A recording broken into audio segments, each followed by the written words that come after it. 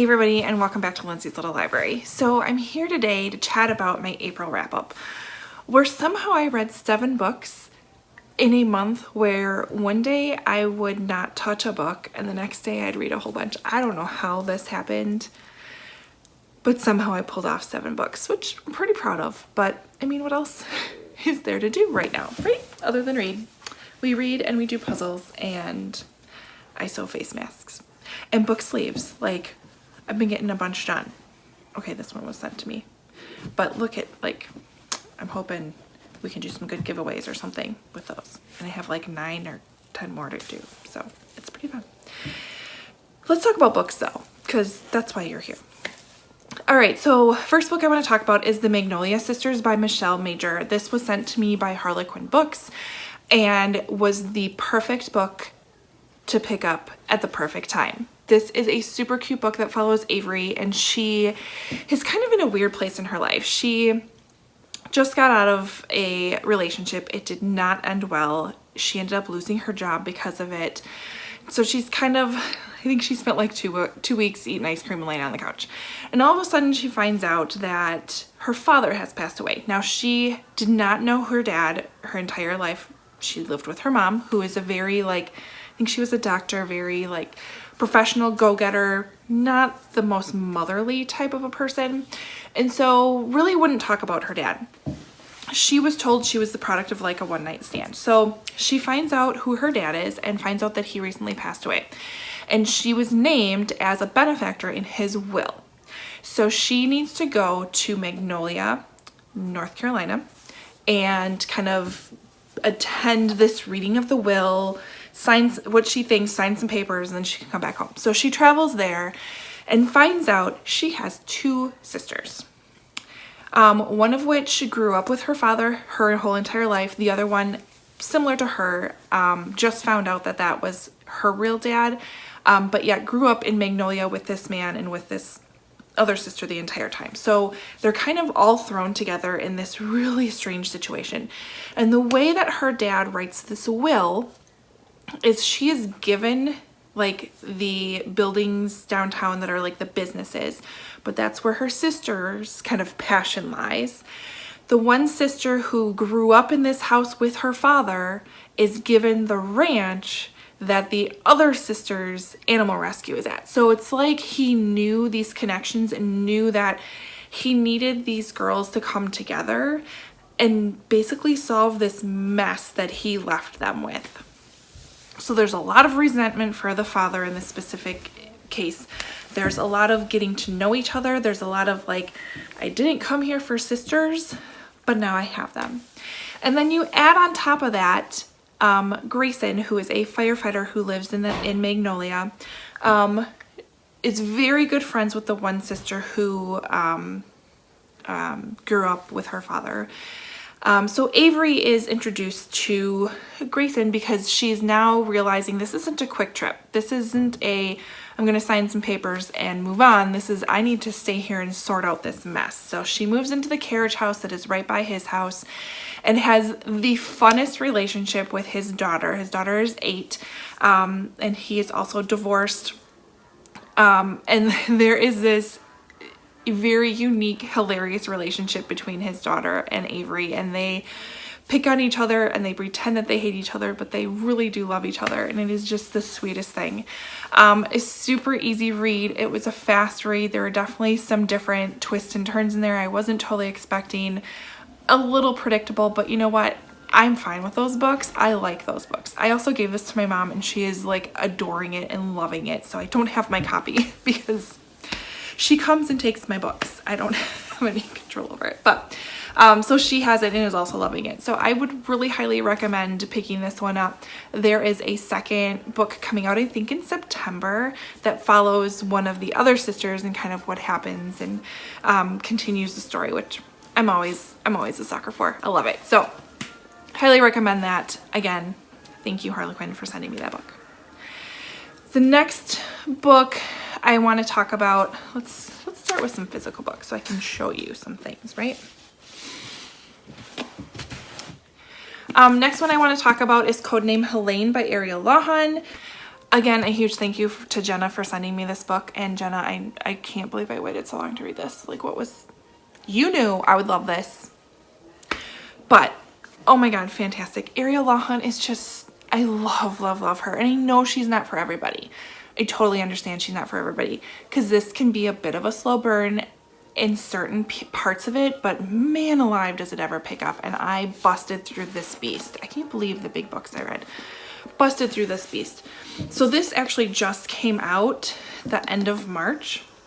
This takes place in the late 1930s. Again, it's Ariel Lawhon, so we have dual timelines. So we have our main character, Nancy, and you're kind of introduced to her as she is a young journalist living in Paris, kind of trying to find her way. She's super independent, and she's on top of this story of, like, she knows the Nazis are bad. She's seeing what is happening in Paris and in France and is reporting on it, but nothing's really coming of it. So she can kind of see where things are headed. And then you have present day, or not present day, you have 1940s, I think. So it starts in 1936, and then what timeline do we go to? Yes, 1944. So we fast forward a little bit, and we find Nancy. She is working for the French resistance as a spy. She is being dropped back into France from England. So it's like, okay, wait a second. She was in Paris and now she's not in Paris. How did she not be in Paris? How did she get caught up into this resistance movement and become this spy? Like, there's so many little questions about what happens within that very short time period. It just hooks you in. And she is one badass woman. And her kind of signature thing is this bright red lipstick that she wears everywhere. And she is not afraid of anything. This is a whirlwind. This is insane what they go through. It's crazy. And I just love it. Ariel Lawhon, you rock my world. I love you. So pick this up if you're World War II historical fiction. If you are a fan of Ariel Lawhon. If you are not, this is classic Ariel Lawhon. You're not going to like it because the way she writes is very interesting. She's also the queen of author's notes. The queen. I mean, there's an award, she wins them all for author's notes. So her author's note begins with, "Reader beware. As with all my novels, the following pages are filled with explanations, backstory, anecdotes, and spoilers. If you begin this journey here, your reading experience will be altered. It will be a bit like watching a magic act after you're learned how the rabbit is smuggled into the hat. You'll never see the rabbit the same way again. You also might end up delusional with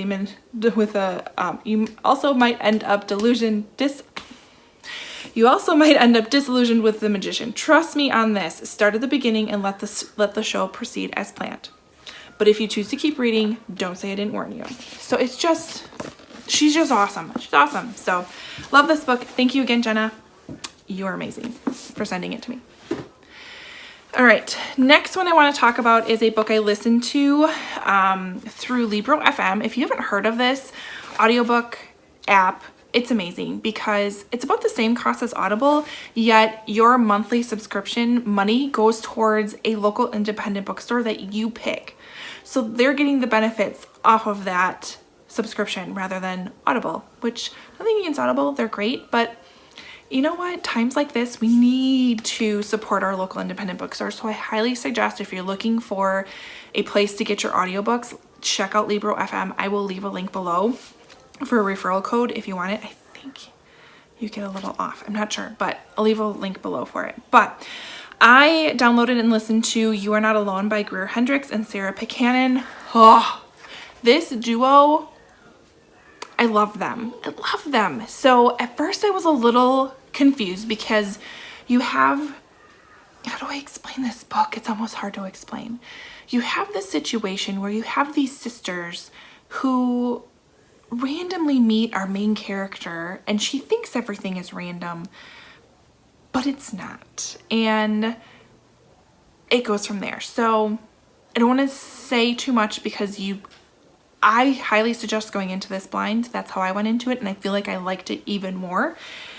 Slightly confused at a few parts, but also my fault because I went for kind of a really long span without listening to it. So I think it was more, I might have forgotten some details rather than taking it away from the book. So I don't want to even, I'm going to discount that. But my audiobook time has completely changed over the last month. I used to listen to them on my commute to and from work. That was an hour every single day. I don't have a commute. I have a 2-minute commute down my stairs.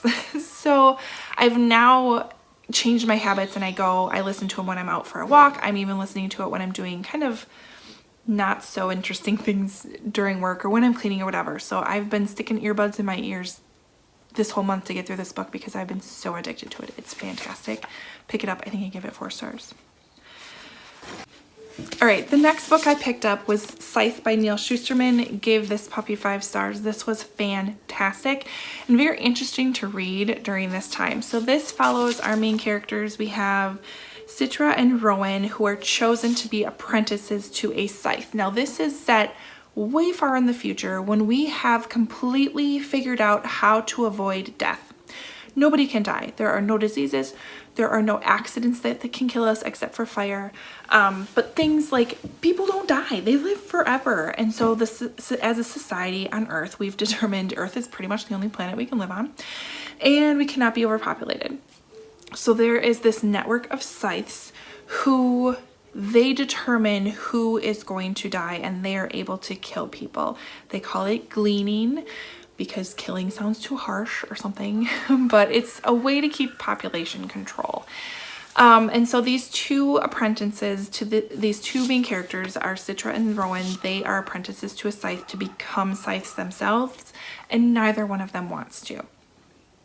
And it's kind of their journey of learning this role, of being brought into this kind of network and what happens from there.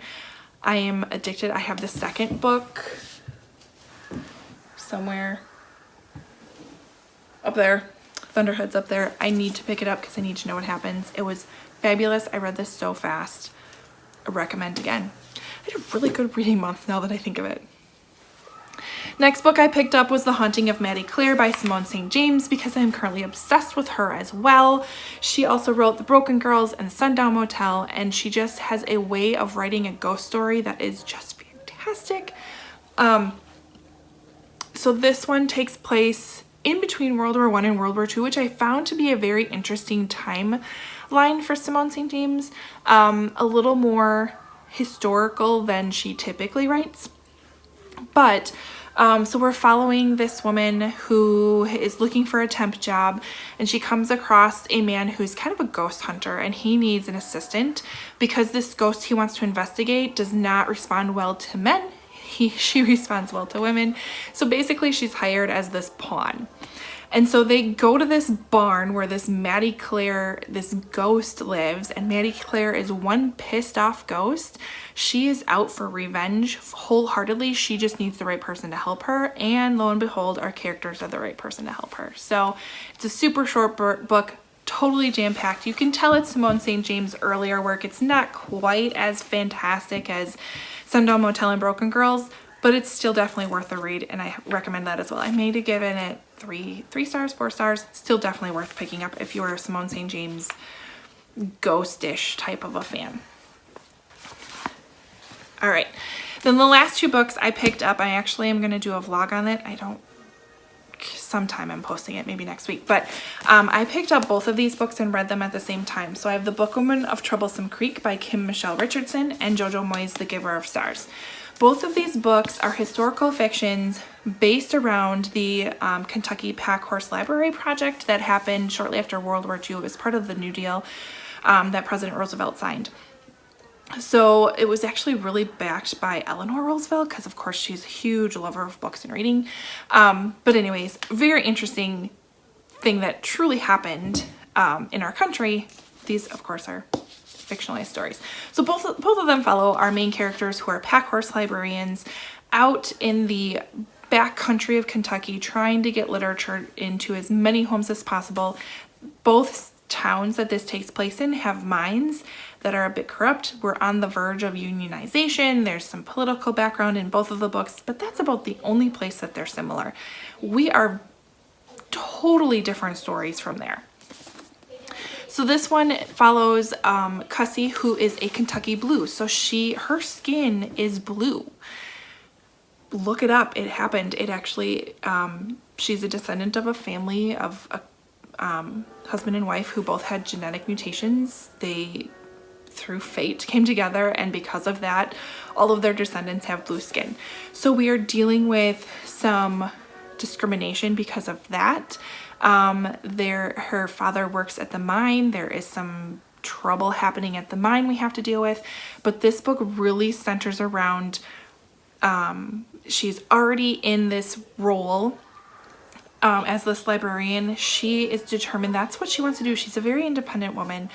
Her father is trying to marry her off. It's not looking so well because she has blue skin, and there is this horrible mantra that she's just not equal to everybody else, even though she is such a intelligent woman. But this really follows the relationships she builds with all of the patrons that are on her route, and how she just loves these people and will do anything and everything for these people. But it is an amazing story. I really liked it. There are definitely parts of this where there's some questions raised and some assumptions raised, and I feel like they weren't totally answered. There's a lot of characters in this book, and it really there's parts where it goes really fast and a lot happens, and then it kind of slows down. So I wouldn't say it's perfect, but it's still definitely worth the read, and I still really enjoyed this book. I gave it 4 stars. And I also read it with Amanda at the Curly Reader. It was this last minute buddy read that her and I were just like, hey, we're both reading this book at the same time, let's chat about it, which was so fun. I love impromptu buddy reads like that. So thank you, Amanda. We need to do that again, for sure. Then I was reading The Giver of Stars. So when I was reading both of these at the same time, I'd get to like a point in this book where I didn't want to put it down, and then I'd pick this one up, and I'd get to a point where I didn't want to put this one down. So it was interesting how I was really pulled into both of them, but for different reasons. This one more so because she was a Kentucky Blue, and I was liking that storyline.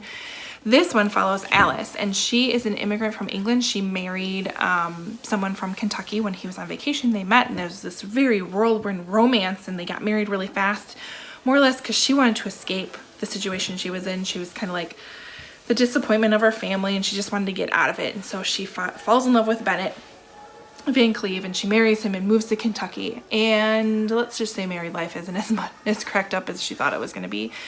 And so she's looking for some purpose. And so she comes across, or they make this announcement at church that they're starting this Pack Horse Library project, and she jumps on board, even though it's totally shunned by her husband and father-in-law. But she's kind of at the point where she doesn't care, because she is not this like figure that sits at home. So she begins. So we get to experience this from the very beginning of this project, and you see like almost the resistance of some people in town not wanting knowledge and thinking that it's bad. And then you have the whole mine aspect of it. So her husband and father-in-law own the mine in town, and now she is working in this situation where she's interacting with a lot of people who work at the mine. And so she's kind of getting this sense of both sides of things. And the story goes from there and totally branches out. It does not center around the Pack Horse Library project quite as much as this one does. It's talking about this time, this kind of Depression era, people are starving, yet the Van Cleve family is totally thriving because they're the owners of the mine, and they're using the people. It's very interesting. Highly suggest this book. I loved it. 5 stars for that one. And gives me, like, I will give JoJo Moyes another chance now. I did enjoy, what was the first one she read? Oh my gosh, what was the book? Red cover. I can't think of it. I like that one. I haven't read a whole lot since then, so I don't know. I think I've been going off of other people's opinions a little too much with JoJo Moyes. I definitely have to give it a whirl. So what am I currently reading? I picked up Illuminae yesterday, right? Yeah, yesterday. And I am already, 220 pages into this beast.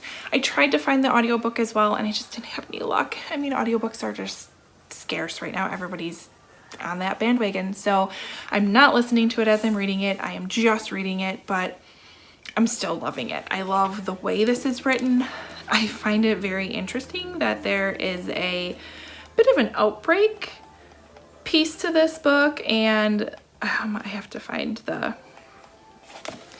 There's a poster that was posted. Hey kids, help Astromarine Tim win the fight against the space bugs by following these simple rules. Always wear your face mask. Always wash your hands. I'm like, whoa, this is too uncanny. And then the next kind of message that comes out is talking about how this pathogen is new and the incubation period is so long that people don't know that they're spreading it, and it could be mutating, so we don't know if once you have it if you're immune to it. And I'm like, this is just uncanny. But it's about all that happens that's similar to what we're going through right now, because this definitely takes place in space. We are on spaceships. We are far in the future. Artificial intelligence is kind of dominating things. It is fantastic ride. I'm loving it.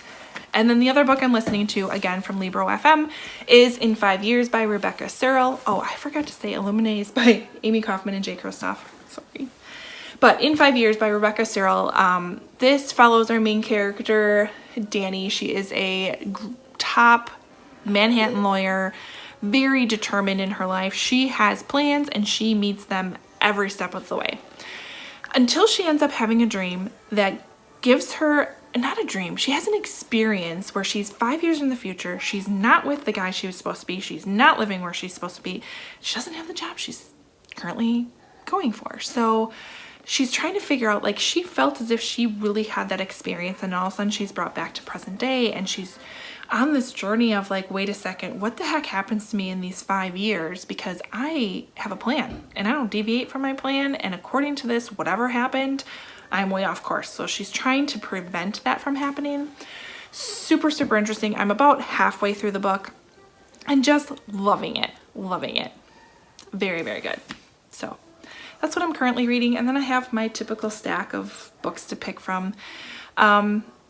Book club books, I don't even remember what's coming up. I think I've read them. I know this is for book club on Tuesday. Book club's been weird. We've been doing a lot of Zoom meetings and chatting about books because we've been flying through them, I'll tell you that. Otherwise, I have kept you for 20 minutes. Thank you for listening, and I had a great reading month. Comment below, let me know how your reading month has been going. What have you read lately that you think is fantastic? I'm also on the search for a cozy mystery. I have not read that genre, so if you have any suggestions for a good cozy mystery that I could read and do a vlog about, leave them below. I'm looking for ideas. Otherwise, like, comment, subscribe, and I will see you next time. Bye.